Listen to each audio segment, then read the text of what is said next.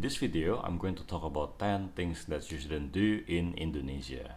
What's up everyone? My name is Chandra. I was born and grew up in Jakarta, Indonesia. The tips I'm giving you today is based on my own personal experience. Indonesia is such a big country with a diverse culture. So it's just a rule of thumb. And I assume you watch this video because you want to come to Indonesia for sightseeing, to do business, or just curious about Indonesian culture. So let's go to tip number 1. Tip number 1. Don't address older people with their first name only. In Australia, we call each other mate regardless of their social standing. I call my boss with the first name. In fact, that's one of the cultural shocks my parents experienced when they came here. They thought like, why people here are quite rude, why they call older people, the seniors, by their first name only. Just back home, people value hierarchy. There's quite a power distance between a boss and employee, parents, kids, older people and younger people. If you want to call someone older than you need to add bapak, Mr. or ibu, madam. Don't worry if you don't catch the Indonesian words, I will leave them on the description below. If they are your superior like your boss, you need to add tuan, which is for male, or nyonya, if she is a female. Tip number 2. Get relaxed with timeliness. If you are an expat, probably the first line that you pick up is that, Mengapa semua datang terlambat? Why everyone is running late? For some Indonesians, time is an elastic concept.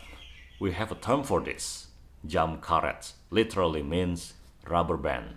So if you plan to meet someone at 10 o'clock, just tell them to come at 9. No kidding, I did that one with my friends when I was still in high school. And it works. It doesn't disappoint me for sure. Tip number 3. Don't drink from the tap water.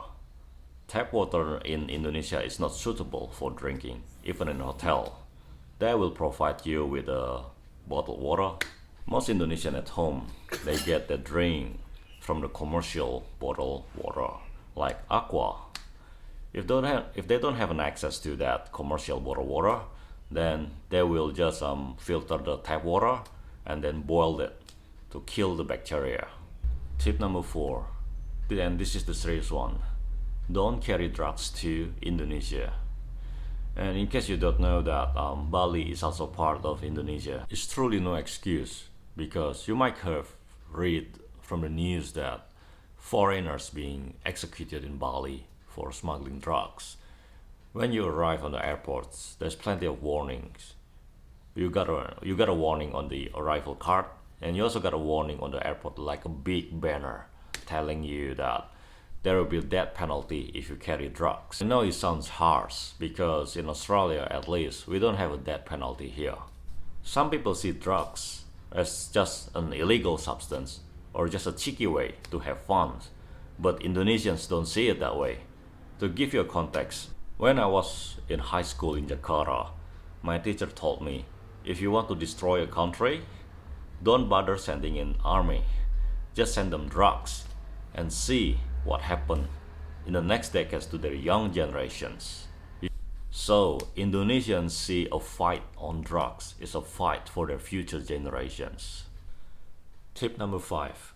Avoid eating in front of people during the month of Ramadhan. No one will stop you from eating, but it's considered respectful if you refrain from eating if you know that they are fasting. Go somewhere else if you can, but if you can't, that's fine. Just tell the person that, hey, I'm sorry, I know that you're fasting. Do you mind if I sit here and eat? In most cases, they will say yes. Tips number 6. Don't discuss sensitive political issue and make fun of religion. East Timor, West Papua, don't discuss them in the name of human rights.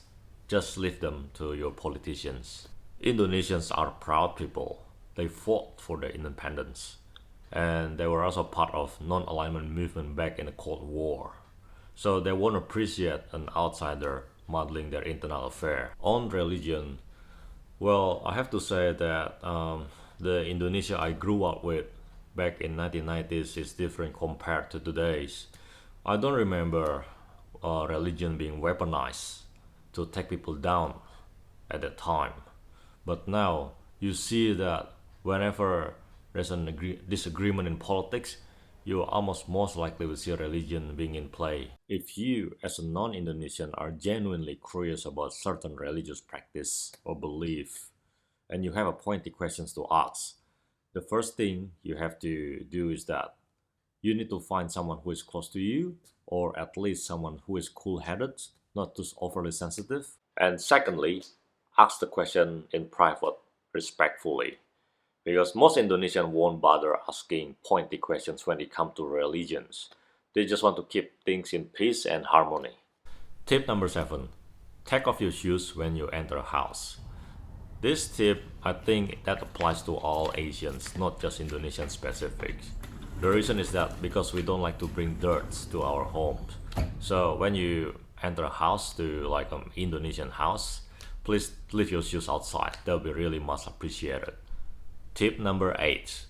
Wear modestly and simply, especially in remote parts of Indonesia. First reason is because Indonesia is largely a conservative society. Normal thing like wearing a tank top for women in Australia could draw staring eyes or catcalling. Second reason is for your own safety. If you know that you will travel a lot on foot, don't wear an expensive watch. Otherwise, you're just going to provide bad people with bad intention with good opportunity to rob you. Tip number 9. Use your right hand.